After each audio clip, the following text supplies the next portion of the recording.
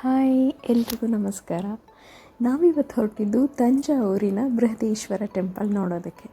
ನಮ್ಮ ಕ್ಯಾಂಪಸ್ಸಿಂದ ತಂಜಾವೂರು ಬಂದು 41 ಕಿಲೋಮೀಟರ್ಸ್ ಆಗುತ್ತೆ. ಹಾಗೆ ತ್ರಿಚಿಯಿಂದ 57 ಕಿಲೋಮೀಟರ್ಸ್ ಆಗುತ್ತೆ. ತಂಜಾವೂರು ಟೆಂಪಲ್ನ ಬೃಹದೀಶ್ವರ ಟೆಂಪಲ್ ಅಂತ ಕೂಡ ಕರೀತಾರೆ. ಹಾಗೆ ಬಿಗ್ ಟೆಂಪಲ್ ಅಂತ ಕೂಡ ಕರೀತಾರೆ. ತಮಿಳಿನಲ್ಲಿ ಪೆರಿಯ ಕೋವಿಲ್ ಅಂತಲೂ ಕೂಡ ಕರೀತಾರೆ. ನಮ್ಮ ಪ್ರಯಾಣ ಶುರುವಾಗಿದ್ದು ಹೀಗೆ. ನಮ್ಮ NITT ಕ್ಯಾಂಪಸ್ಸಿಂದ ಶುರು ಮಾಡಿದ್ವಿ. 7 ಸೀಟರ್ ಕ್ಯಾಬ್ ಬುಕ್ ಮಾಡ್ಕೊಂಡಿದ್ವಿ.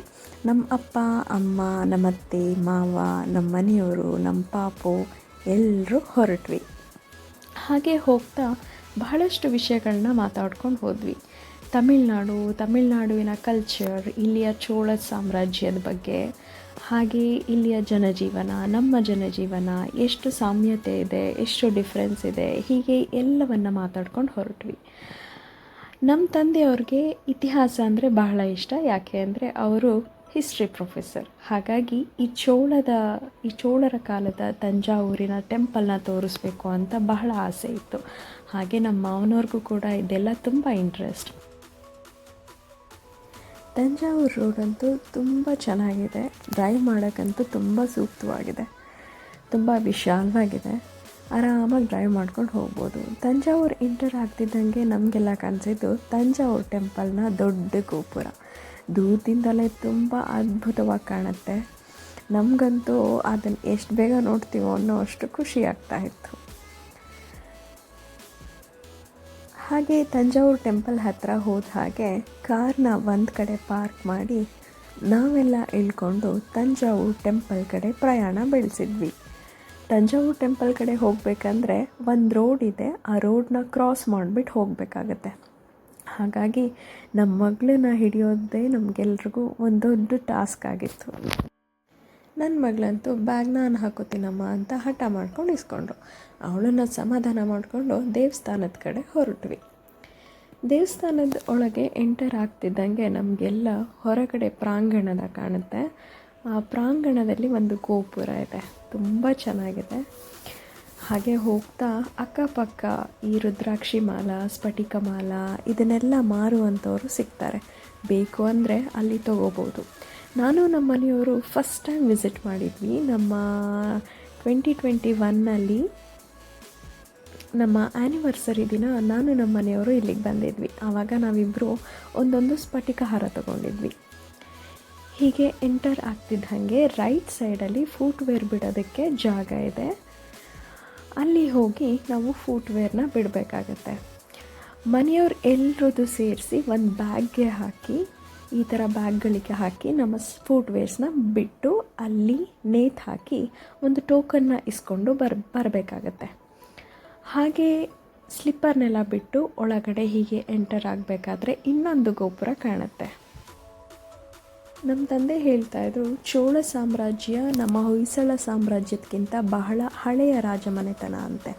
ಹಾಗಾಗಿ ನಮ್ಮ ಚೋಳ ಸಂಸ್ಕೃತಿಯ ಕಲಾಕೃತಿಗಳಿಗೂ ಹೊಯ್ಸಳ ಸಂಸ್ಕೃತಿಯ ಕಲಾಕೃತಿಗಳಿಗೂ ಬಹಳ ಡಿಫ್ರೆನ್ಸ್ ಇದೆ.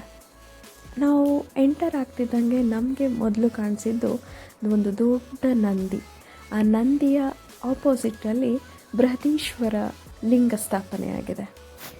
ನಾವಿವಾಗ ನೋಡ್ತಾ ಇರೋದು ದೇವಸ್ಥಾನದ ಒಳಗಿನ ಬಹುದೊಡ್ಡ ಪ್ರಾಂಗಣ. ತುಂಬ ಅದ್ಭುತವಾಗಿದೆ. ನಾವು ಬೆಳಗ್ಗೆ ದೇವಸ್ಥಾನಕ್ಕೆ ಹೋದಾಗ ಸರಿಸುಮಾರು 11ರಿಂದ 11:30 ಆಗಿತ್ತು. ಅಷ್ಟೇನು ಬಹಳ ರಶ್ ಇರಲಿಲ್ಲ, ಬಟ್ ಆದರೂ ಸ್ವಲ್ಪ ಕ್ಯೂ ಇತ್ತು.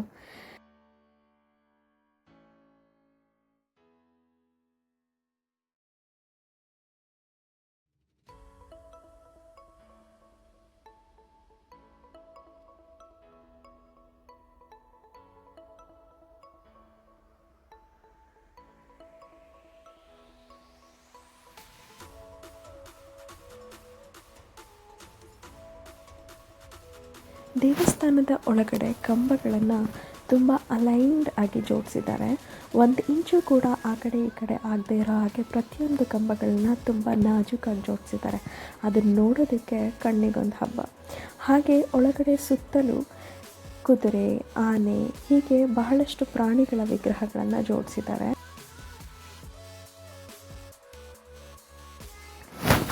ದೇವರ ದರ್ಶನ ಮುಗಿಸ್ಕೊಂಡು ನಾವೆಲ್ಲ ಹೊರಗಡೆ ಬಂದ್ವಿ. ನಮ್ಮತ್ತೆ ನಮ್ಮಮ್ಮ ಎಲ್ಲ ಸ್ಟೆಪ್ಸ್ನೆಲ್ಲ ಬಹಳ ಕಷ್ಟಪಟ್ಕೊಂಡು ಇಳಿತಾಯಿದ್ರು, ಯಾಕೆಂದರೆ ಅವರಿಬ್ರಿಗೂ ಕೂಡ ಲೈಟಾಗಿ ಮಂಡಿ ನೋವಿದೆ. ಹಾಗೆ ಹೊರಗಡೆ ಬಂದು ನಮ್ಮ ದೇವಸ್ಥಾನದ ಸುತ್ತಲೂ ಇರುವಂತಹ ಒಂದು ವಿಸ್ಮಯ ನೋಟವನ್ನು ಆನಂದಿಸ್ತಾ ಇದ್ವಿ. ಇಲ್ಲಿ ಕಾಣಿಸ್ತಿರೋದು ಬೃಹದಾಕಾರವಾದ ನಂದಿ. ಇಲ್ಲಿ ನೋಡ್ತಾ ಇರ್ಬೋದು, ಪ್ರಾಂಗಣ ತುಂಬ ವಿಶಾಲವಾಗಿದೆ. ನಂದಿ ಆಪೋಸಿಟ್ನಲ್ಲಿರೋದು ಲಿಂಗ ಪ್ರತಿಷ್ಠಾಪನೆಯಾಗಿರುವಂತಹ ಮಂದಿರ ಇದು.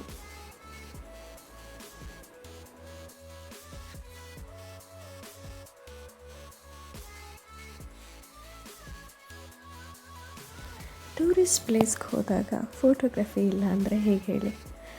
ಅದಕ್ಕೆ ನಮ್ಮ ಮನೆಯವರು ಅಪ್ಪ ಅಮ್ಮಂದಿರನ್ನೆಲ್ಲರೂ ನಿಲ್ಲಿಸ್ಬಿಟ್ಟು ಫೋಟೋ ತೆಗಿತಾಯಿದ್ರು. ನಾನು ಅವ್ರು ಎಲ್ಲರೂ ವಿಡಿಯೋ ಮಾಡ್ತಾಯಿದ್ದೆ.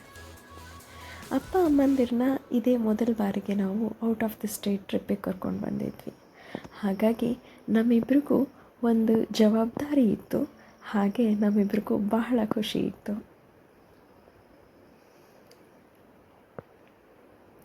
ನಮ್ಮ ಫೋಟೋಗ್ರಫಿ ಸೆಷನ್ ಎಲ್ಲ ಮುಗಿಸ್ಕೊಂಡು ನಾವು ದೇವಸ್ಥಾನದ ಸುತ್ತ ನೋಡೋದಕ್ಕೆ ಒಂದು ಪ್ರದಕ್ಷಿಣೆ ಹೊರಟ್ವಿ. ನಾವಿಲ್ಲಿ ನೋಡ್ತಾ ಇರುವಂತಹ ಕುಂಭಂ ಏನಂತ ಹೇಳ್ತೀವಿ, ಅದು ಅಪ್ರಾಕ್ಸಿಮೇಟ್ಲಿ 80 ಟನ್ ವೆಯ್ಟ್ ಇದೆಯಂತೆ. ಆ 80 ಟನ್ ವೆಯ್ಟ್ನ ಆಲ್ಮೋಸ್ಟ್ 66 ಮೀಟರ್ಸ್ ಮೇಲಕ್ಕೆ ಅದನ್ನು ಹೇಗೆ ಎತ್ತಿದ್ರು ಅಂತ ನೆನೆಸ್ಕೊಂಡ್ರೇ ರೋಮಾಂಚನ ಆಗುತ್ತೆ. ಅವತ್ತಿನ ಕಾಲದಲ್ಲಿ ಅಂಥ ಒಂದು ಟೆಕ್ನಾಲಜಿ ಇಲ್ಲದೇ ಇದ್ದರೂ ಕೂಡ ಹೇಗೆ ಅದನ್ನು ಅಷ್ಟು ದೊಡ್ಡ ಕುಂಭನ ಮೇಲ್ಗಡೆ ಎತ್ತಿದ್ರು ಅನ್ನೋದೇ ಒಂದು ವಿಸ್ಮಯ. ಸುತ್ತಲೂ ಗ್ರೀನ್ ಲಾನ್ ಹಾಕಿದ್ದಾರೆ, ತುಂಬ ಚೆನ್ನಾಗಿದೆ. ಅದರಲ್ಲೂ ನೈಟ್ ಹೊತ್ತಂತೂ ಸುತ್ತಲೂ ಲೈಟಿಂಗ್ಸ್ ಹಾಕ್ತಾರೆ, ನೋಡೋದಕ್ಕೆ 2 ಕಣ್ಣು ಸಾಲದು, ಅಷ್ಟು ತುಂಬ ಅದ್ಭುತವಾಗಿ ಕಾಣುತ್ತೆ. ಹಾಗೆ ತಣ್ಣಗೆ ಗಾಳಿ ಕೂಡ ಬರ್ತಾ ಇರುತ್ತೆ, ತುಂಬ ಚೆನ್ನಾಗಿದೆ. ನಾನು ನನ್ನ ಫ್ರೆಂಡ್ಸ್ ಎಲ್ಲ ಒಂದು ಸರಿ ಈವ್ನಿಂಗ್ ಬಂದಿದ್ವಿ, ತುಂಬ ಚೆನ್ನಾಗಿತ್ತು. ಇಲ್ಲಿ ಕಾಣಿಸ್ತಿರೋದು ವಿನಾಯಕ ಟೆಂಪಲ್.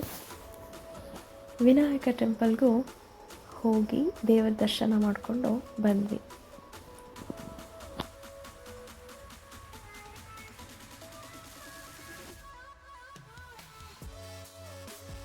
ಅಲ್ಲಿ ಅಪ್ಪಂದಿರಿಬ್ಬರು ಫೋಟೋ ತಗೋತಾಯಿದ್ರು, ಸೆಲ್ಫಿ ತಗೋತಾಯಿದ್ರು. ಹಾಗೆ ಇಲ್ಲಿ ಅಮ್ಮಂದಿರಿಬ್ಬರು ಪಾಪ ನಿಧಾನವಾಗಿ ಸ್ಟೆಪ್ಸ್ ಇಳ್ಕೊಂಡು ಬರ್ತಾ ಇದ್ರು. ವಯಸ್ಸಾದಮೇಲೆ ಪಾಪ ಅವ್ರು ನಡೆದಾಡೋದು ನೋಡೋದಕ್ಕೆ ನಮಗೇ ಹಿಂಸೆ ಆಗುತ್ತೆ, ಬಟ್ ಏನು ಮಾಡೋಕ್ಕಾಗಲ್ಲ. ಅದಕ್ಕೆ ಮೊದಲಿಂದನೂ ಹೆಲ್ತ್ನ ತುಂಬ ಚೆನ್ನಾಗಿ ಇಟ್ಕೋಬೇಕು ಅಂತ ಅವ್ರು ನೋಡಿದ ಮೇಲೆ ನನಗೆ ಅರ್ಥ ಆಯಿತು.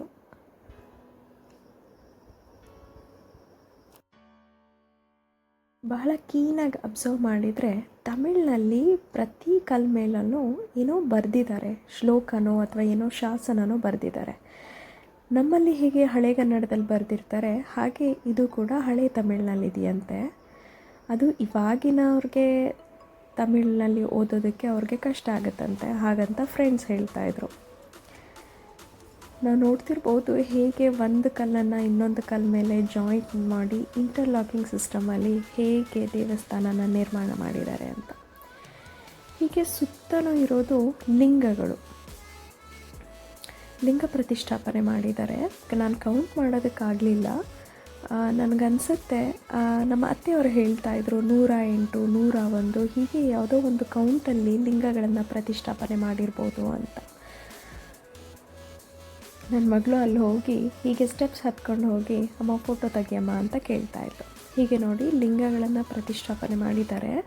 ಆ ಲಿಂಗಗಳನ್ನು ಮುಟ್ಟಬಾರ್ದು ಅಂತ ಅಂದ್ಬಿಟ್ಟು ಅದಕ್ಕೆ ಗ್ರಿಲ್ಸ್ ಕೂಡ ಹಾಕಿದ್ದಾರೆ.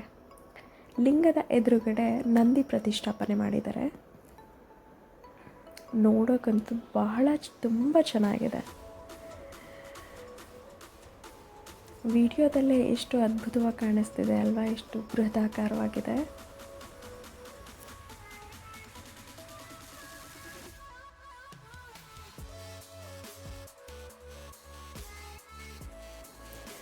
ನಾನು ನನ್ನ ಮಗಳು ಇಲ್ಲೆಲ್ಲ ಹತ್ಕೊಂಡು ಶಿವಲಿಂಗಗಳನ್ನು ನೋಡಿಕೊಂಡು ಹೋಗ್ತಾ ಇದ್ವಿ. ಹಾಗೆ ಅಲ್ಲಿ ವಿಡಿಯೋ ಮಾಡ್ತಾ ನೋಡ್ತಾ ಇದ್ವಿ. ಅಮ್ಮ ಅವರೆಲ್ಲರೂ ಕಾಣಿಸ್ತಾ ಇದ್ರು, ನಮ್ಮ ಅತ್ತೆ ಅವ್ರು ಕಾಣಿಸ್ತಾ ಇರಲಿಲ್ಲ. ಹಾಗಾಗಿ ಅಮ್ಮ ಅವ್ರು ಎಲ್ಲೋದ್ರು ಅಂತ ಹುಡುಕ್ತಾ ಇದ್ವಿ. ಆಮೇಲೆ ಗೊತ್ತಾಯಿತು ಅವ್ರು ನಮ್ಮ ಹಿಂದೆನೇ ಬರ್ತಾಯಿದ್ರು ಅಂತ. ಆನಂತರ ನಮ್ಮ ಅತ್ತೆಯವರು ಪಾಪುನ ಕರ್ಕೊಂಡು ಇನ್ನೊಂದು ದೇವಸ್ಥಾನದ ದರ್ಶನಕ್ಕೆ ಹೊರಟರು. ಪಾಪ ಅವ್ರಿಗಿರೋ ಉತ್ಸಾಹ ನೋಡಿ ನನಗೆ ಬಹಳ ಖುಷಿ ಆಗ್ತಾ ಇತ್ತು. ಹಾಗೆ ನಾವು ಈ ಮಂದಿರಕ್ಕೆ ಹೋದಾಗ ಅಲ್ಲಿ ನಾನು ನೋಡಿದ್ದು 2 ಬಳಪದ ಕಲ್ಲಿನ ಮೂರ್ತಿಗಳನ್ನು. ಎಷ್ಟು ಡೀಟೇಲಿಂಗ್ ವರ್ಕ್ ಇದೆ ನಾವು ನೋಡ್ಬೋದು. ಬಳಪದ ಕಲ್ಲು ಸಾಫ್ಟ್ ಆದ್ದರಿಂದ ಅದಕ್ಕೆ ನಮಗೆ ಬೇಕಾದಂಥ ಡೀಟೇಲಿಂಗ್ ವರ್ಕ್ಗಳನ್ನು ಕೆತ್ತನೆ ಮಾಡ್ಬೋದು. ನಾವು ಇದೇ ಥರದ ಕೆತ್ತನೆಗಳನ್ನು ಬೇಲೂರು ಹಳೆಬೀಡಿನಲ್ಲೂ ಕೂಡ ನಾವು ಗಮನಿಸ್ಬೋದು. ಬಹಳ ಡೀಟೇಲಿಂಗ್ ಮೈನ್ಯೂಟ್ ವರ್ಕ್ಗಳನ್ನು ಕೂಡ ಅದರಲ್ಲಿ ಕೆತ್ತಿದ್ದಾರೆ. ಹಾಗಾಗಿ ಬಳಪದ ಕಲ್ಲುಗಳು ಈ ಥರ ಡೀಟೇಲಿಂಗ್ ವರ್ಕ್ಗಳಿಗೆ ಹೇಳಿ ಮಾಡಿಸಿದಂಥ ಕಲ್ಲುಗಳಾಗಿರುತ್ತೆ.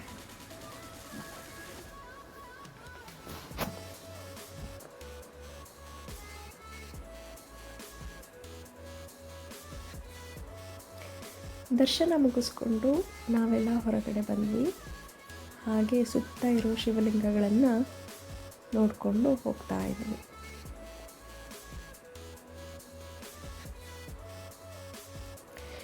ಇಲ್ಲಿಯ ಒಂದು ಬೃಹದಾಕಾರವಾದ ಗೋಪುರದ ವಿಸ್ಮಯ ಏನಪ್ಪ ಅಂತ ಅಂದರೆ, ಮಧ್ಯಾಹ್ನದ ಹೊತ್ತು ಇದರ ನೆರಳು ಯಾವ ಒಂದು ಆಬ್ಜೆಕ್ಟ್ ಮೇಲೂ ಬೀಳೋದಿಲ್ಲ. ಹಾಗೆ ಜಿಯೋಮೆಟ್ರಿ ನಾಲೆಜ್ನ ಯೂಸ್ ಮಾಡಿ ಕಟ್ಟಿರುವಂಥ ಗೋಪುರ ಇದು. ಈ ದೇವಸ್ಥಾನವನ್ನು ಕಟ್ಟಿಸಿದಂಥವರು 1ನೇ ರಾಜರಾಜ ಚೋಳ. ಇದರ ವಾಸ್ತುಶಿಲ್ಪ ದ್ರಾವಿಡನ್ ಶೈಲಿನಲ್ಲಿದೆ.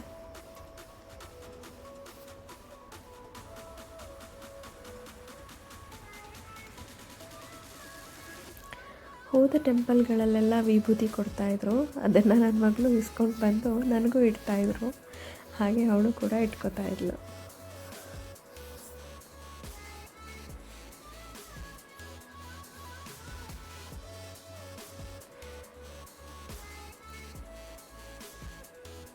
ಮಂದಿರದ ಲೆಫ್ಟ್ ಆ್ಯಂಡ್ ರೈಟ್ ಸೈಡ್ ಕೂಡ ಬಾಗಿಲುಗಳಿದೆ. ಆ ಬಾಗಿಲು ಎಕ್ಸಿಟ್ ಬಾಗಿಲುಗಳು. ಎರಡೂ ಕಡೆ ನಾವು ದೇವ್ರ ದರ್ಶನ ಮುಗಿಸ್ಕೊಂಡು ಇಳಿಬಹುದು. ಇಳಿಬೇಕಾದ್ರೆ ತುಂಬ ಸ್ಟೀಪ್ ಇದೆ ಅಂತ ಅನಿಸುತ್ತೆ. ಜೋಪಾನವಾಗಿ ಇಳಿಬೇಕು.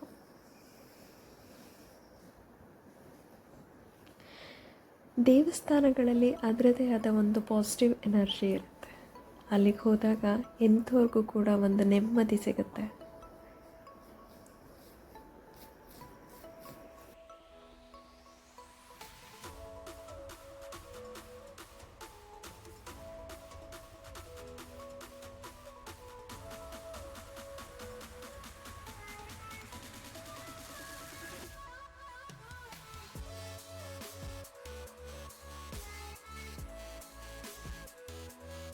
ಇಲ್ಲಿ ನಾವು ನೋಡ್ತಿರುವಂತಹ ನಂದಿ ವಿಗ್ರಹಕ್ಕೆ ಅದರದೇ ಆದ ವೈಶಿಷ್ಟ್ಯತೆ ಇದೆ.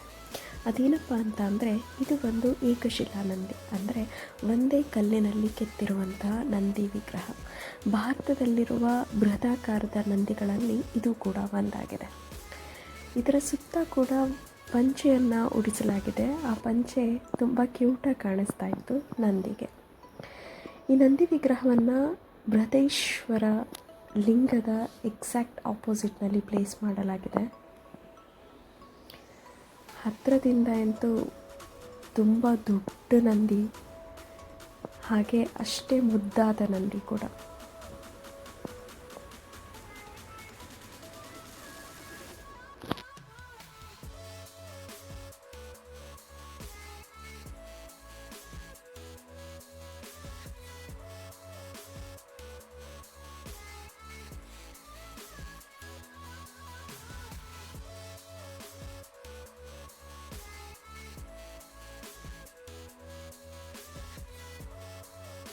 ದೇವಸ್ಥಾನವನ್ನೆಲ್ಲ ನೋಡಿಕೊಂಡು ನಾವು ಬಂದಿದ್ದು ಪ್ರಸಾದದ ಅಂಗಡಿ ಕಡೆ.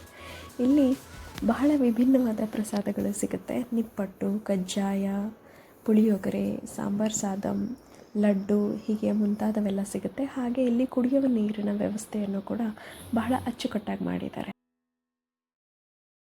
ನೀರನ್ನೆಲ್ಲ ಕುಡಿದು ಪ್ರಸಾದವನ್ನು ತಗೊಂಡು ನಮ್ಮ ಸ್ಲಿಪ್ಪರ್ಸ್ ಕೊಟ್ಟಿದ್ವಲ್ವ ಅದನ್ನೆಲ್ಲ ತಗೊಂಡು ನಾವೇನೋ ದೇವಸ್ಥಾನದ ಹೊರಗಡೆ ಹೊರಟ್ವಿ.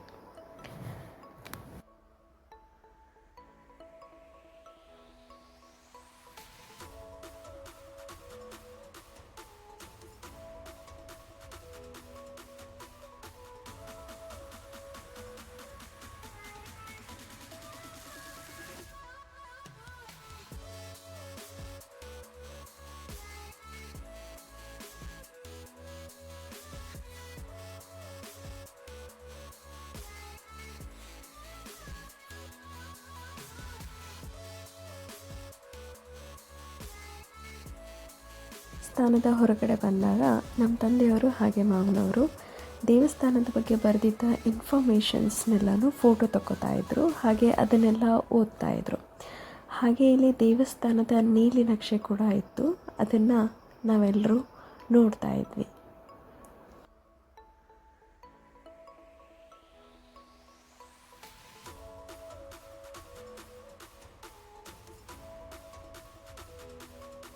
ಮಧ್ಯಾಹ್ನ ಆಗಿದ್ದರಿಂದ ಹೋಗ್ತಾ A to B ಹೋಟೆಲ್ನಲ್ಲಿ ಭರ್ಜರಿಯಾಗಿ ಊಟ ಮಾಡ್ಕೊಂಡು ಹೊರಟ್ವಿ.